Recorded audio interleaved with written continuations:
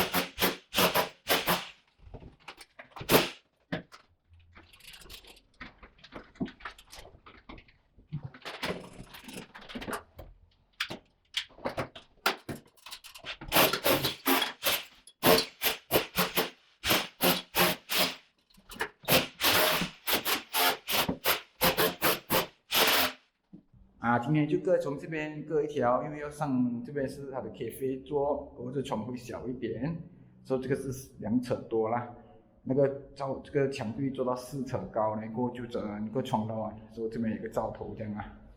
所以这边就是拉那个些电线内幕线那些咯，就上到这电箱，然后又上去不去哪里，才要看那个图了。所以 aircon 都没有做到啦，可能明天后天。